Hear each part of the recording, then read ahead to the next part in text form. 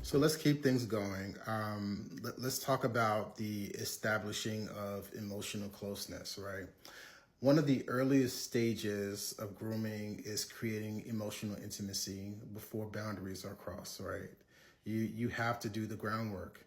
That's what happened in my case. Conversations became more personal. Attention becomes more focused. You begin to feel like you have a special relationship. You have something that is unique and you're kind of destined with that person. But when a minor is placed in that type of situation or emotional dynamic with an adult authority figure, that is not mentorship. That is boundary erosion. So this leads me to my next set of receipts, and let's talk about a timeline a little bit. Now, I want you to look at this document. This particular letter was written in November 2006. Inside the letter, there is a reference to how long we had already been communicating, which means that the interaction began years earlier. There was some establishment of notice that happened before now. And when you go backwards and you calculate the timeline, this means I was still a minor. I was still underage, still a teenager, still someone being raised inside a system that taught me to trust spiritual authority without question. And so there's a power imbalance, right? That needs to be addressed. This is where people often misunderstand situations like this. People say things like, why didn't you say something?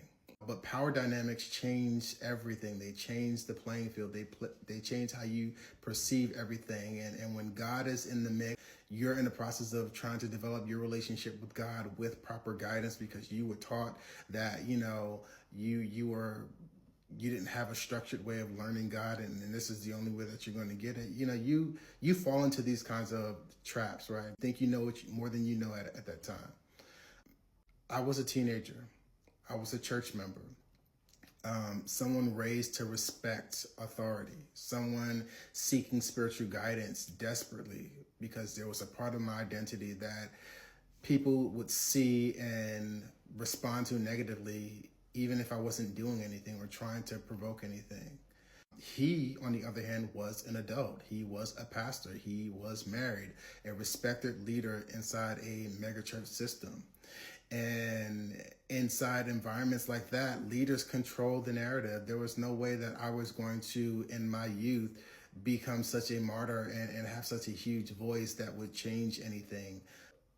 I would even argue today you have adults that deal with, similar nonsense and they still are not heard or believed or seen as credible. Leaders control the narrative. See that today across systems of religion and secular systems as well. They control culture, and very often they control who gets believed. They control that. And so let's talk about the subtle shift, and grooming doesn't happen overnight. And I said this before, and I'm going to keep saying it because I think there's an urgency that I think some of my viewers will have to say that, you could have done. They go back in hindsight and try to think about what could have been done or what should have been done. And I want you to step outside of your current reality of what knowledge you have now and step into a reality of ignorance or lack of knowledge and understanding and clarity and power, and really step inside with your empathetic vision and ability, empathetic boots, and step inside my shoes or someone like me. It happens slowly, subtly, gradually. Conversations become more personal. Language becomes more intimate. Boundaries begin to move. By the time the dynamic crosses the line, the relationship has already been normalized. It has become a part of the reality, or the entanglement between your relationship, your personal relationship with God, and the believed tethered dynamic that, your relationship in God is tied to, or your destiny is tied to the man of God. Those things are so enmeshed that your mind can't necessarily make those clear distinctions and run. Why am I telling this story now? I'm telling the story now for a reason, because what happened to me, it did not happen in isolation. 20 years later, I'm still hearing stories about this happening to other folks. And it's systemic at this point, right? This is not happening in isolation. It is a